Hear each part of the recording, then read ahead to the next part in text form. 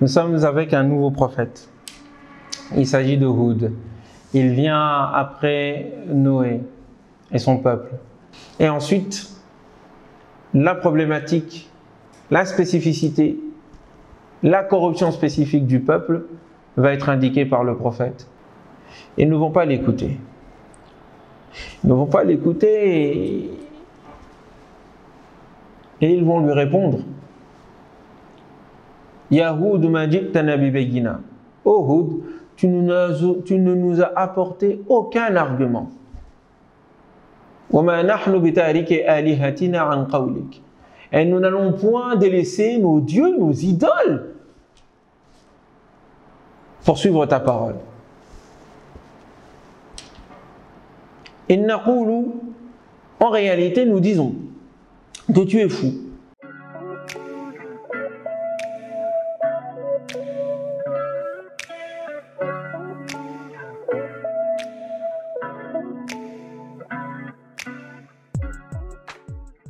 Que la paix soit sur vous. Assalamu alaikum wa rahmatullahi wa barakatuh. Nous sommes avec un nouveau prophète. Il s'agit de Houd. Il vient après Noé et son peuple. En tout cas, c'est la manière dont le Coran toujours dessine. Après le peuple de Noé, il y a toujours le peuple de Houd qui est cité. Et il indique ainsi, wa ila et vers Adin, le peuple de Houd qui s'appelle Ad, akhahum Houda, leur frère Houd. Qala ya qawm ya'budullaha ma lakum min ilahin ghayruhu. Il dit, ô mon peuple, adorez Dieu, vous n'avez aucun autre Dieu, aucun autre Seigneur, aucun objet d'adoration, sujet d'adoration si ce n'est lui. In antum illa muftarun, car en réalité vous n'êtes que des inventeurs. Faut vous inventer en fait dans votre univers mental tout un tas d'idées que vous prenez pour des idéaux et qui finissent par devenir des idoles. Ouais, fattaqullaha. Dans un autre passage, il est dit kaddabat adunil mursalin, et le peuple de Houd, les Ad, kaddabat al-mursalin, ont traité de menteurs tous les prophètes. Ils n'en ont reçu plus tant qu'un seul, Houd. Mais pourtant, le fait de traiter de menteur un seul prophète équivaut à traiter de menteur tous les prophètes, car tous les prophètes, tous les messagers sont venus avec un seul message. U'budullaha, adorez Dieu. Ma lakum min ilahin ghayruh, il n'y a pas, vous n'avez pas d'autre Dieu pour vous si ce n'est lui. Afala ta'aqilun, ne réfléchissez-vous donc pas. In antum illa muftarun, vous êtes en réalité des gens qui inventaient.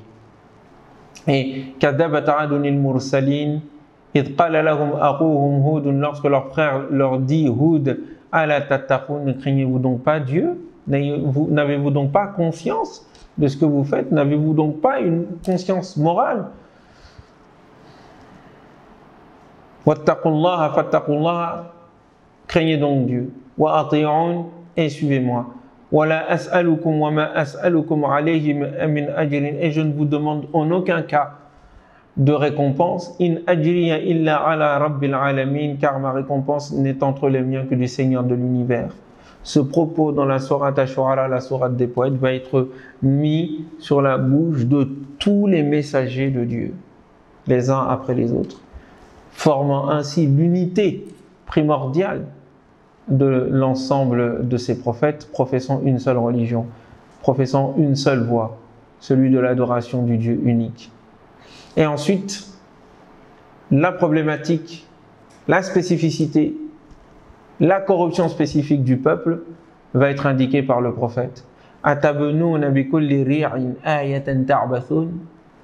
Vous mettez-vous donc à construire sur chaque hauteur un signe, un symbole de votre puissance et de votre force, ta'bathun, et ce par simple gaspillage, par simple passion, sans aucun but, aucun objectif derrière. Vous construisez ça et vous partez. Atabnuna bi kulli ri'in ayatan ta'bathun wa tattakhiduna masani'a la'allakum takhludun. Et vous prenez des lieux de fabrication, des lieux de manufacture, des lieux en tout cas où vous mettez en place votre technologie, la'allakum takhludun, dans l'espoir et afin que vous deveniez et vous soyez éternels, وَإِذَا بَطَشْتُمْ et lorsque vous faites la guerre, lorsque vous allez envahir, بَطَشْتُمْ جَبَّارِينَ, vous vous mettez à faire la guerre comme des tyrans sans tenir compte d'aucune loi, d'aucune règle concernant la dignité des êtres humains et la protection de la nature. فَاتَّقُوا اللَّهَ, craignez donc Dieu. وَأَطِيعُونَ, et suivez-moi. Voilà quel a été le propos de Hud, le prophète, envers son peuple, Ad. Ils ne vont pas l'écouter. Ils ne vont pas l'écouter et ils vont lui répondre. Ya Hud ma ji'tana bi bayyina. Oh Hud, tu ne nous as apporté aucun argument. Wa ma nahnu bi tariki alihatina an qawlik. Et nous n'allons point délaisser nos dieux, nos idoles, pour suivre ta parole.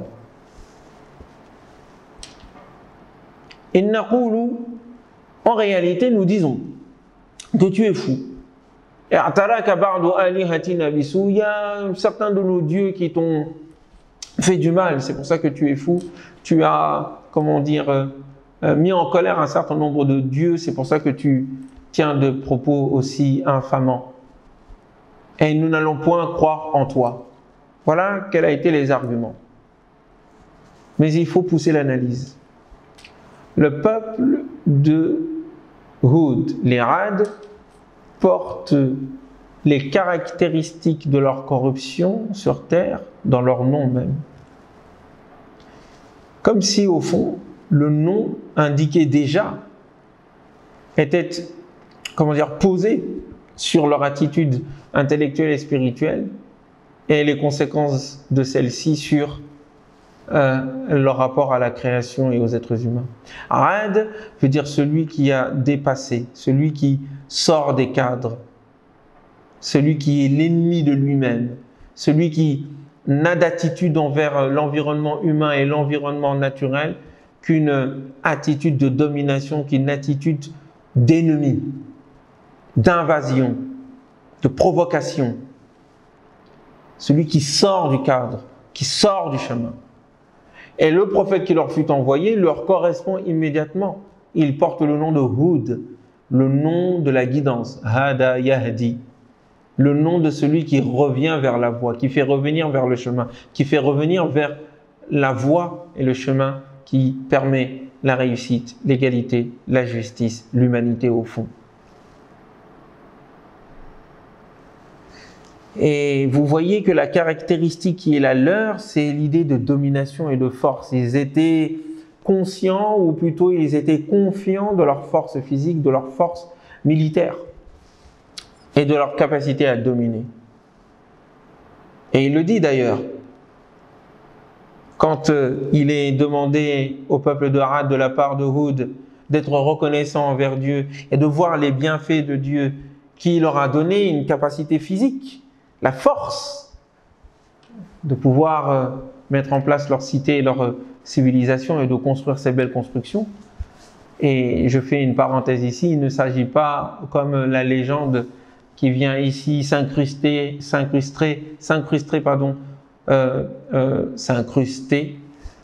pour au fond détourner les êtres humains de l'essentiel en indiquant qu'il s'agit d'êtres géants qui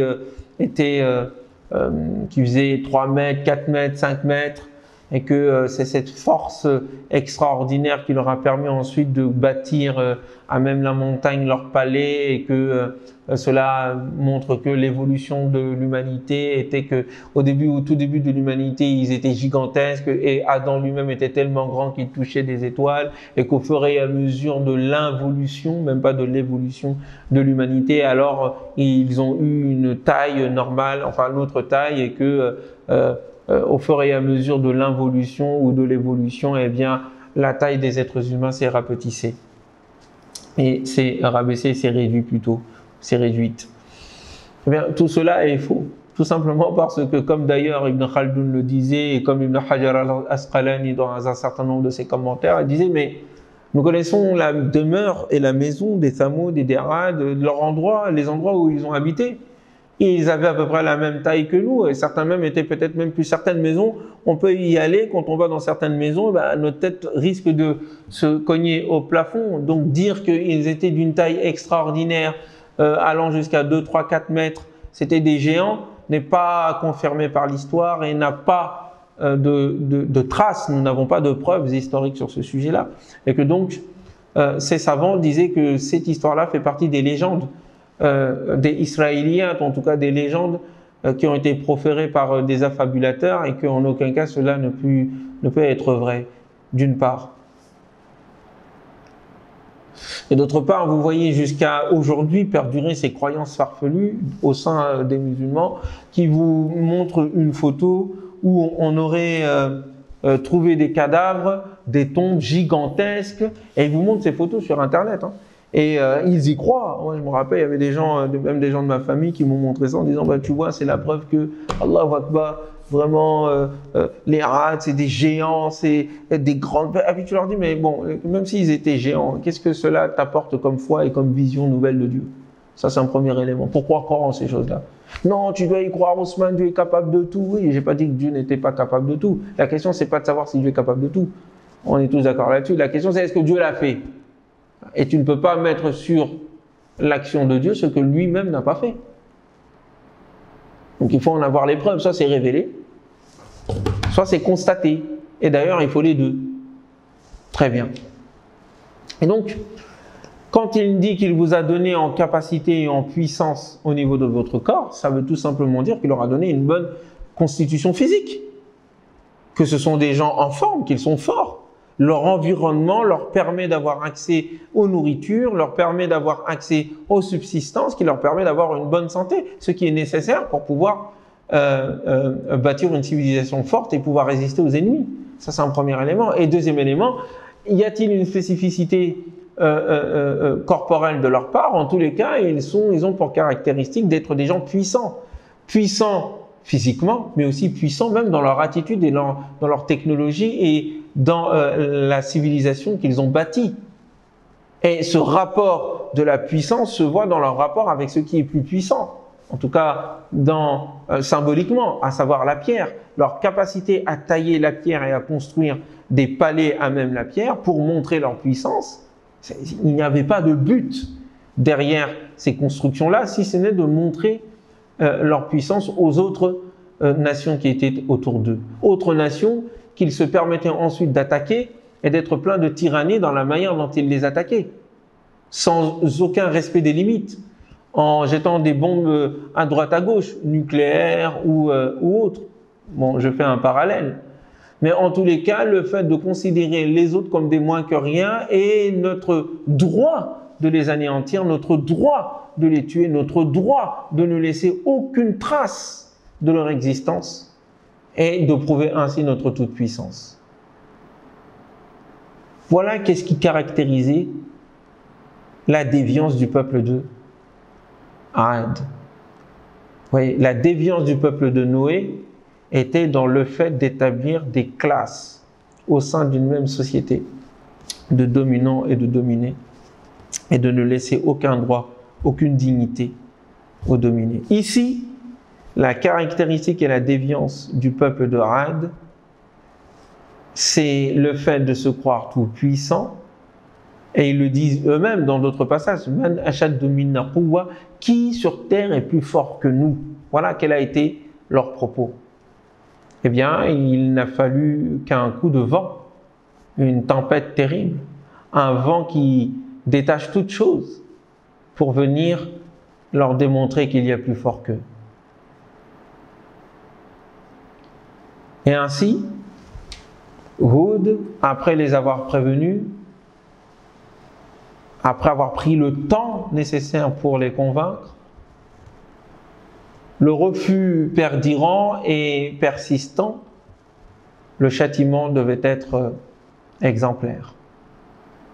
Encore une fois, par miséricorde.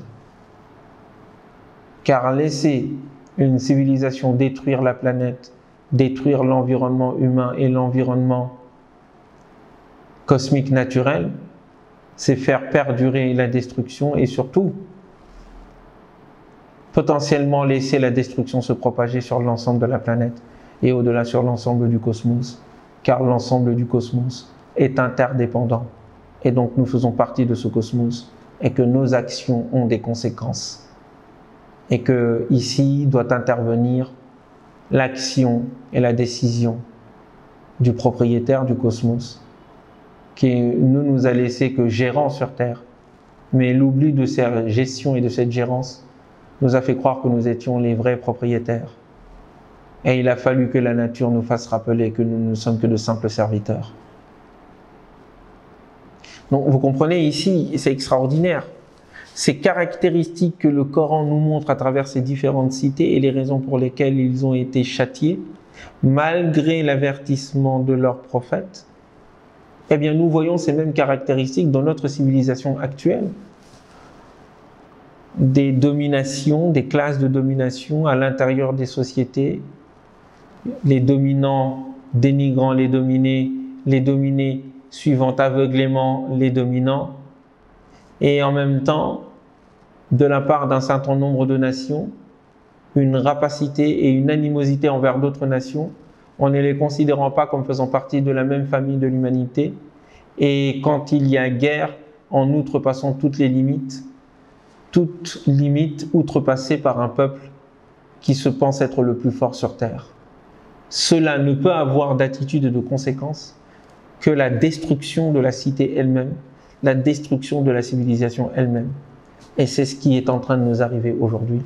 Si une conscience ne vient pas nous prévenir, nous demander de n'adorer qu'un Dieu, de faire preuve d'humilité et d'agir en conséquence en justice, en considérant l'ensemble de la création comme étant une seule et même famille qui nous a été confiée afin que nous puissions fonder une civilisation à visage humain et surtout à sens divin.